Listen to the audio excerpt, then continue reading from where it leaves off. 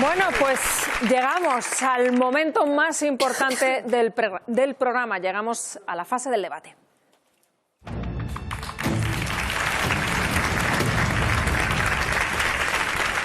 Bueno, 4 líderes aquí ya preparados para ese debate. Os voy a ir dejando datos, pero lo hemos hablado y además lo estábamos escuchando en esos totales que hemos recogido de la calle, ¿no? El Euribor está imposible para pedir una hipoteca, el IPC también. Decíamos antes, en el primer trimestre solo de este año el precio de la vivienda en Euskadi ha subido un 3,1%. El 95% de los jóvenes vascos, fijaros, aspira a vivir de manera emancipada en 5 años. Yo no sé si esto lo veis posible o no. Hoy también, en este programa, queremos evolucionar. También queremos escuchar soluciones. ¿Qué propuestas dais vosotros a este problema de la vivienda? El tiempo empieza ya y el tiempo es vuestro. Bueno, yo creo que nadie elige dónde nace ni en qué circunstancias, y eso nos condiciona muchísimo a lo largo de toda la vida a la hora de conseguir una vivienda, ¿no? Como hemos visto antes, es un problema que acontece mucho a la gente joven, a las personas que venimos de fuera, e incluso a la gente que lleva toda la vida o quiere, como bien decías, pues vivir una experiencia diferente, incluso de alquiler. Hoy por hoy, con la situación económica que estamos viviendo, resulta que la mayoría de la parte de los salarios se dedica a un alquiler para las personas que están alquilando. Eso hace que las familias que tienen unos ingresos muy bajos estén en una situación de desigualdad total. Adrián. Todo el mundo se ríe de mí porque siempre doy muchos datos, ¿vale? Hoy quiero centrarme en un dato, que para mí es el dato. En la generación de nuestros padres, en la década de los 80 y de los 90, la media de sueldo que tenías que dedicar para acceder a una vivienda era entre 3 y 4 años. Actualmente, los jóvenes de mi generación tenemos que dedicar una media de entre 11 y 12 años de nuestro sueldo para poder acceder a una vivienda. 4 veces más. Lógicamente, como decía Natalia, es una situación que ha empeorado y es un derecho constitucional que actualmente no se está garantizando. Pero tenemos que hacer un cambio de mentalidad, como decía nuestra especialista, como decía Yone. Tenemos que olvidarnos de esto de tener una casa en propiedad para luego dejarla en herencia a nuestros hijos. Bueno, Sayoa está pidiendo el turno, después Mireia. Vale, yo independientemente de la pregunta, Elena, me gustaría dar 3 datos, y uno es que el coste del Estado para rescatar a los bancos fue de 58.000 millones de euros, que a día de hoy solo se han devuelto 6.000 millones. Que además los 6 bancos principales del Estado han ganado con respecto al 2022 un 58,4% más. Y además que el interés está al 3,84%. Entonces mi propuesta es, primero, la intervención del Estado para que todo ese dinero público revierta otra vez en las arcas públicas y se puedan canalizar. Luego, pues obviamente, controlar este interés que me parece desorbitado y que hace que las personas normales no podamos acceder a una vivienda. Y luego, pues hombre, si estamos hablando de un beneficio de un 58,4%, que ya nos gustaría, a todas las familias que nos subieran los sueldos un 58,4%, que por favor la banca sea más social, que vea que efectivamente hay que regular esto y tenemos derecho a una vivienda digna. Mireia. A mí me gustaría abordar 2 temas, uno en el de la dignidad y otro el de la movilidad, ¿no? Comentábamos que queremos una vivienda digna, ¿no? Pero ¿qué se entiende por una vivienda digna? Mi abuela, obviamente, Adrián, ¿no? Los datos que has dado, antes costaba menos pagar el piso, pero antes también tenían muchísima menos calidad de vida y muchísimos menos gastos, porque habían muchísimas menos infraestructuras que pagar. Mi abuela decía que ahora no le llegaba el dinero para pagar nada, pero porque se daba cuenta que estaba pagando muchas más cosas que antes no tenía. Entonces, quizá también tenemos que hacer una repensada a si esa dignidad que realmente queremos encima de la mesa, a lo mejor la estamos sobredimensionando. Y por otro lado, hay una parte importante que es la movilidad. Mi abuela también tuvo que cambiar de ciudad para encontrar una vivienda que se adecuara a sus circunstancias, un trabajo, y a día de hoy parece que esa movilidad nos importa y que realmente nos afecta y no la vamos a tolerar. Con esto no quiero decir que las cosas tengan que ser así o que nos tengamos que mover o que realmente estamos pidiendo más de la cuenta, pero sí es verdad que quizá tendríamos que hacer una reflexión respecto a estos 2 variables. Por turno de palabra, Natalia. Bueno, quería dar un dato también, y es que en Euskadi hay más de 53.000 viviendas vacías. Yo creo que eso es un problema que se tendría que abordar y poder ofrecer a esas personas que tienen esas viviendas vacías una opción para que las pongan en alquiler, a alquileres accesibles a todas esas personas que hoy por hoy no tienen acceso a una vivienda. Creo que esta podría ser una de las soluciones. Unas medidas que promuevan la construcción de vivienda asequible. Sitios donde se pueda construir de una manera sostenible y que las personas puedan acceder. Políticas que reduzcan las cargas financieras para las familias más vulnerables. para las que tienen menos recursos. Adrián, y luego le voy a pedir a Yone que lo que está escuchando, a ver qué es lo que está... Creo que los cuatro estamos de acuerdo en el diagnóstico, cosa que me parece súper positiva, así que vamos a entrar en las propuestas en sí. Yo tengo dos propuestas, una a corto plazo y una a largo plazo. A corto plazo, intervenir los precios del alquiler. Y no solo estamos de acuerdo nosotros cuatro, sino que hemos visto el 68% de las personas que han contestado a nuestra encuesta están de acuerdo. Hay que intervenir los precios del alquiler.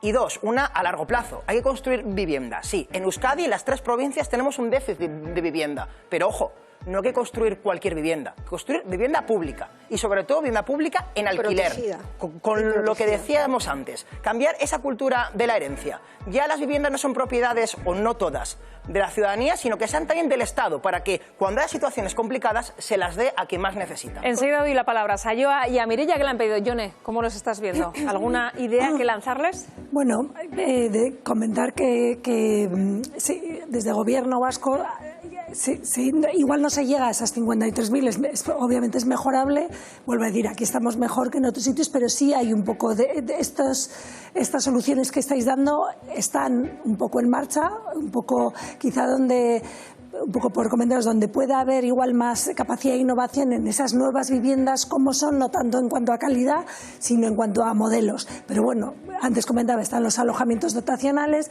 las viviendas protegidas hay en alquiler, la protegida muchas veces es en cesión, o sea, a quienes tengáis una vivienda protegida, tú la tienes durante 75 años, no, X años, y luego, no la das en... Exacto.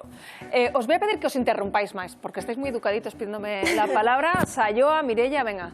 Vale, a mí me gustaría también proponer otras alternativas. Estamos hablando de que los bancos tienen unos intereses desorbitados a los que no podemos acceder. Vale, jurídicamente creo que se pueden dar otras alternativas, como son, por ejemplo, los alquileres con opción a compra. Antes estábamos hablando del alquiler, de que gastamos mucho dinero en alquiler, que muchas veces es lo mismo que una cuota hipotecaria y que efectivamente estamos como perdiendo el dinero, ¿no? Entonces, podemos buscar formas jurídicas que eviten el banco en un principio y a posteriori no nos va a quedar más remedio, pero sí en un principio hasta que bajen los tipos de interés. Claro, pero si te das cuenta, estás volviendo a decir un poco lo que comentábamos antes, esa cultura de la propiedad.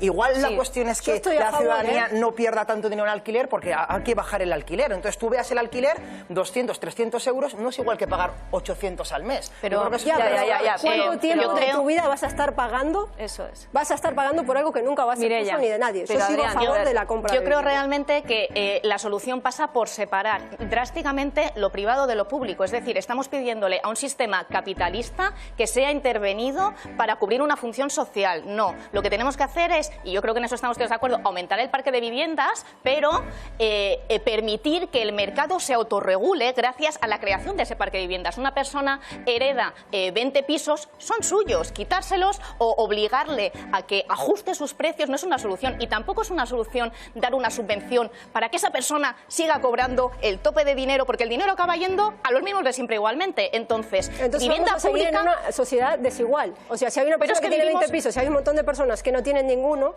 pues no sé qué tipo de sociedad queremos construir. Pues una sociedad capitalista en la que la propiedad privada está protegida y la que la sociedad, el ente público tiene que buscar una solución para dotar viviendas a personas, no quitándosela a otra. Creo que es clara, y lo comentamos el tema de las herencias.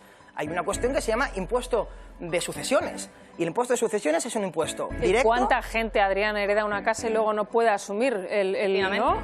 Yo creo que tiene que renunciar a esa casa. Muchas veces se comete un bulo, porque en la mayoría de comunidades autónomas hay una bonificación del impuesto de sucesiones. Y yo le digo a la gente que está en casa, si tú tienes una casa, tus padres tienen una casa, no te preocupes, vas a poder heredarla sin ningún problema. Bueno, en cambio, si tienes 20 casas, ahí hay que regular, porque lógicamente esas herencias lo que hacen es perpetuar las desigualdades sociales. Por lo tanto, el impuesto de sociedades, o sea, de sucesiones, perdón, hay que cambiarlo. No puede ser que esté bonificado al 99% en algunas comunidades autónomas, como Madrid, por ejemplo, sino que lo que hay que hacer es, tú tienes 3, 4, 5 viviendas, tienes que entender que no te puedes hacer rico a costa de eso, porque es un derecho. La vivienda no es un bien de mercado y es el concepto principal que hay que cambiar. Yone antes estaba... Dime, Mireia. La vivienda es un bien con el que a día de hoy se mercadea. Entonces, o cambiamos vayamos a un sistema comunista o si realmente decidimos seguir viviendo en el capitalista, es un problema estructural. Incluso el sistema capitalista tiene que asegurar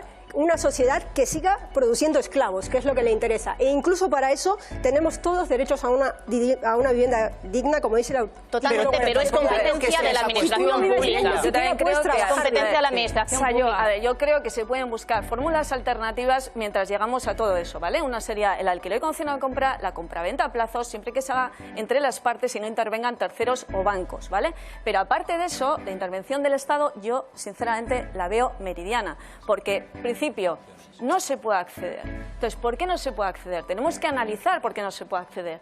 Y hoy en día, ni mañana ni pasado, si esto no se modifica, no se va a poder acceder. Entonces, la intervención debe ser clara. Antes, yo le estaba hablando de repensar también las ciudades y los barrios. Se ha hablado mucho de la gentrificación de esos barrios, ¿no? Y al final, luego, esos barrios que se están recuperando... Quiero contar mi opinión personal y mi vivencia personal de una palabra que ha dicho Mireia, que es dignidad.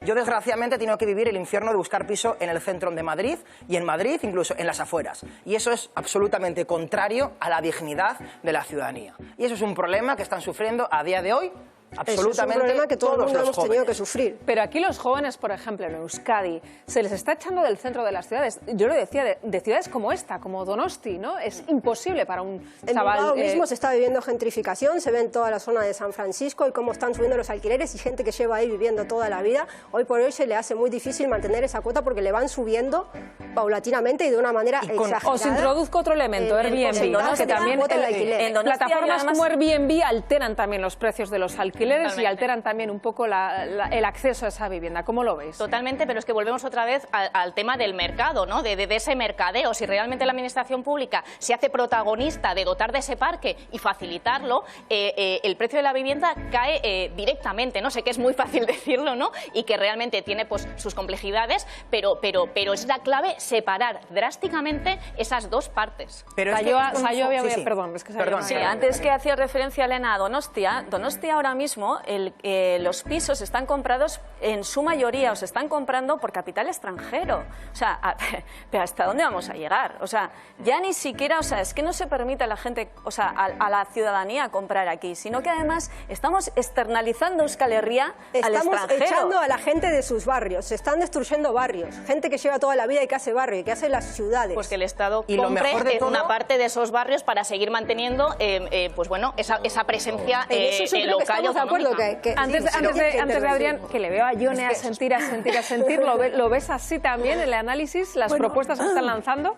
Es que estáis tocando bastantes medidas. Yo creo que varita mágica no hay, pero efectivamente en Vancouver, Canadá, yo creo que tenían un tema de Hong Kong comprando, o sea, inversión extranjera y precisamente yo creo que estaban mirando, cuando yo vivía ahí, cómo regular y cómo penalizar a la inversión extranjera versus la inversión local en vivienda, porque la inversión local a veces es difícil saber si es para vivienda o si es porque tienen más viviendas, pero efectivamente ese es uno de los temas. Otro de los temas que habéis medio tocado es el tema de impuestos. O sea, que la gente que alquila, si tú les grabas con impuestos, va a subir el precio, pero de alguna manera todo ese dinero también va a los impuestos, va a la caja pública, antes hemos visto, se reparte o no.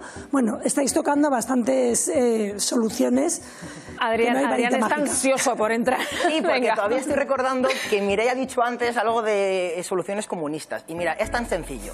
En Austria, el parque de vivienda pública es 10 veces más que el de España. En Viena, la capital de Austria, ronda el 40%. Países Bajos también, y de comunistas tienen muy poco. Y luego, por ejemplo, en el tema de Airbnb que comentabas tú, Elena, Nueva York o Florencia ya están limitando. Lo han prohibido directamente. Por lo tanto, creo que aquí nadie dirá que Nueva York y Florencia están... Lo han prohibido si no es más de un mes. O sea, lo han prohibido si no es más de un mes. Sí, pero a lo que voy es que hay soluciones. Y lo que tenemos que hacer nosotros es, si continuamos con esas soluciones y garantizamos el derecho a la vivienda digna, o si por el contrario dejamos que el mercado salvaje se autorregule, que por cierto, nunca pasa, siempre pierden los mismos. Para que haya soluciones tiene que haber voluntad, y yo creo que voluntad hay, y es poner sobre la mesa, que se escuchen todas las voces. Da la sensación de que la gente que habla no es la gente que está sufriendo los problemas en las calles, en los barrios, la que está siendo desalojada. Y entonces se tiene que dar voces a todas esas personas y regular para que podamos tener una sociedad sociedad más justa, más libre y realmente equitativa. Pero que ese justamente- artículo 47 de la Constitución se respete para todas las personas. Pero de verdad. justamente esas cosas creo que únicamente van a ser posibles si realmente se gestiona desde la propia administración, porque no le puedes pedir a un particular Pero todo, bueno, todo la ese administración sesgo, puede ¿no? intervenir para poder facilitar esa puesta a disposición de esas 53.000 viviendas vacías de personas que las necesiten. Líderes. Yo misma he vivido en una vivienda de protección oficial que este mismo año pude dejar porque me animé a comprar una, porque tengo una criatura y quiero dejarle algo, soy de ese tipo de personas, porque yo nunca tuve una casa y para mí es importante que el día de mañana pueda tener esa libertad, y he dejado el piso en marzo y todavía está vacío. También que se agilice un poco eso, porque estoy segura de que hay un montón de personas que necesitan pisos y ese... Líderes, vamos a hacer ya casi, estamos ya rondando los últimos minutos, ya ir fijando las posturas, sobre todo de cara a lo que os están escuchando los mentores. Hay un sector que no habéis hablado y que también nos ha apuntado Yone, que es la gente mayor, ¿no?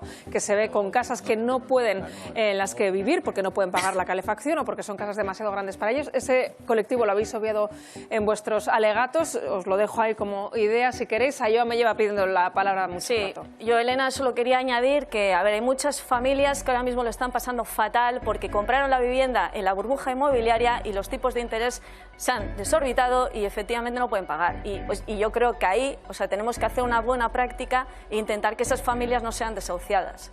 Y yo no solo personas mayores, sino también personas con movilidad reducida. Mi madre está en silla de ruedas y acceder a una vivienda que esté adaptada no está al alcance de todo el mundo. Conozco muchas personas que tienen la movilidad reducida y que tienen que realmente depender de otras personas para acceder a su casa o para poder ir al baño, o tienen que hacer obras y no pueden afrontarlas. O sea, en cuanto a personas que se salgan de la norma o familias diferentes, tenemos muchísimo trabajo por delante, sin duda. Adrián. Yo quiero introducir un nuevo concepto que me parece clave, soy hiperbreve, que es el de trabajador pobre, que yo creo que es lo que ahora está pasando. Antes, con un sueldo digno, podías pagar una vivienda sin ningún problema. Y eso ahora no está pasando. Sé que he dicho que no voy a decir ningún dato, pero uno más, lo prometo, y termino. El 14% de las personas que viven en situación de calle de Reino Unido trabajan a jornada completa. Bueno, el hombre del dato te vamos a llamar. Mireia, breve. Bueno, totalmente de acuerdo con mis compañeros, compañeras, pero sobre todo poniendo el foco en que lo público, pues gestionados desde lo público. Ese sesgo social me parece que solo puede darse si realmente se gestiona desde ese parque de viviendas y con esos criterios de carácter público. Nos merecemos una vivienda digna, ya no solo los jóvenes, sino también pues esa gente mayor, gente dependiente. Cualquier persona, es un derecho, cualquier persona que lo necesite, pero de verdad les vamos a pedir esa responsabilidad a fondos brutos o a particulares que han heredado pues 20 viviendas, por ejemplo. Me parece que no toca. Bueno, pues hasta aquí el debate. Yone, brevemente, ¿cómo les has visto?